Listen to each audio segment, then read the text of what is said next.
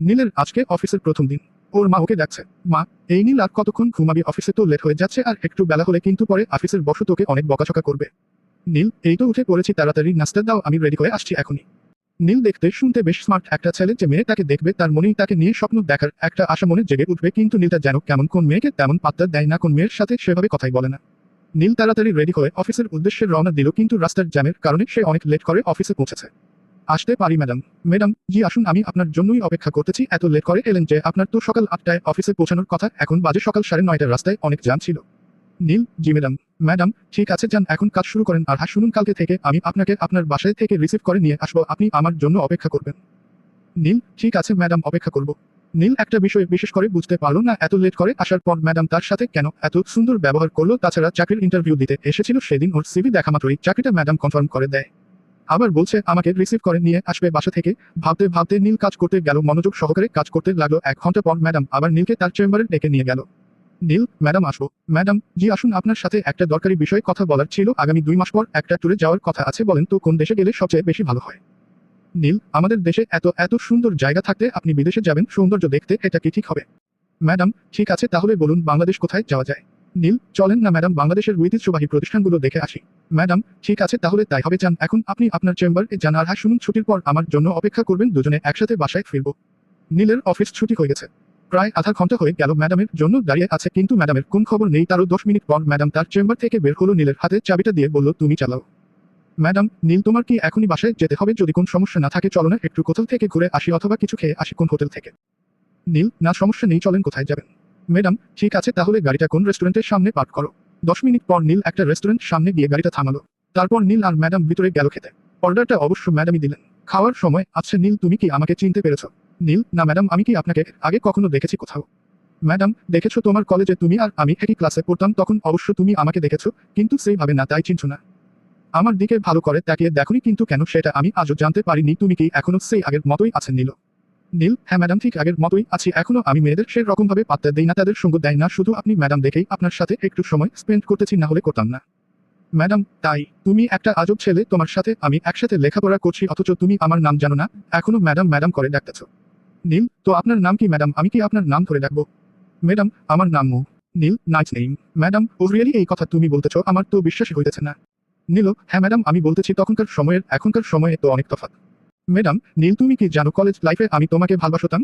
আমি এখনো তোমাকে ভালোবাসি, তুমি কি সেটা জানো? আমি কিন্তু এখনো বিয়ে করিনি, শুধু তোমায় ভালোবাসি বলে কলেজে এক্সাম শেষ হওয়ার পর তোমাকে অনেক খুঁজেছি, কিন্তু তোমার তো আর কোন খুঁজে পেলাম না। সেদিন তুমি যখন আমার অফিসে ইন্টারভিউ দিতে এসেছিলে, আমি তোমার সিভিটা দেখেই তোমায় চিনে ফেলেছিলাম। ভেবেছিলাম সেদিন তোমাকে বলবো, কিন্তু আবার ভয় করতেছিল তুমি যদি আবার আমায় ছেড়ে চলে যাও, তাই সেদিন বলিনি। নীল, কিন্তু মো, আমি তো আপনাকে কখনো ভালোবাসতে পারবো না। মো, কিন্তু কেন? নীল, কারণ আমি একজনকে ভালোবাসি। আমার জান, প্রাণ, আমার সবকিছু, আমার সমস্ত অস্তিত্ব জুড়ে শুধু তারই বসবাস। প্রতিদিন অফিসে যাওয়ার পর আমি তার মুখটা দেখি, সে আমার জন্য অপেক্ষা করে বসে থাকে। আপনি জানেন, তাকে ছাড়া আমার একটা দিনও। সেই 5 বছর বয়সে আমার ঘরে এসেছিল বউ হয়ে। মু, কি বলছো এসব? 5 বছর বয়সে? এটা কেমন কথা? 5 বছর বয়সে কেউ কারো বউ হয়? ব্যাপারটা কি একটু খুলে বলতো? নীল, এটা অবশ্য আমাদের পারিবারিক ভাবেই ঠিক করা বিয়ে। আমার আব্বু তার বোনকে কথা দিয়েছিল, যদি আমার কোনো ফুফাতো বোন হয় তাহলে তার সাথে আমার বিয়ে দেবে। যেমন কথা তেমন কাজ। আমার ফুফাতো বোন যখন জন্ম নিল তখনই আমার বাবা মা ঠিক করে রেখেছিল, যদি তাদের বাড়িতে কোন মেয়ে বউ হয় তাহলে এই মেয়ে হবে। আমার ফুফিকে এই কথাই বলে রেখেছিল তারা। তো আমরা ধীরে ধীরে বড় হতে থাকি, অঞ্জনাও বড় হতে থাকে। আপনাকে তো বলাই হয়নি, আমার বউর নাম অঞ্জনা। খুব খুব মিষ্টি একটা মেয়ে। ওর সাথে কাটানো প্রতিটা মুহূর্ত আমার কাছে খুবই মধুর ও স্মৃতিময়। যখন ও আমার কাছে থাকে না, আমি তখনও ওর স্মৃতিগুলো স্মরণ করে হাসি কাটি। মো, সে তো বুঝলাম, কিন্তু 5 বছর বয়সে তোমাদের বিয়ে হলো কিভাবে? সেই ঘটনাটা বল না শুনি, খুব শুনতে ইচ্ছে করতেছে। নীল, তাহলে শুনুন, ছোটবেলায় আমাদের মন মানসিকতাগুলো অনেকটাই জিদ্দি টাইপের হয়। তো আমি যখন আমার ফুপির বাসার যেতাম, তো আমার ফুফা আমাকে দেখেই অঞ্জনাকে বলতো, অঞ্জনা তোর স্বামী এসেছে, জাগিয়ে বাতাস কর, পানি দে, এরকম ভাবে অনেক অনেক ফাজলামি করতো। অঞ্জনা সেগুলাকে সিরিয়াসলি বিশ্বাস করতো, যদিও তখন অনেক ছোট ছিল।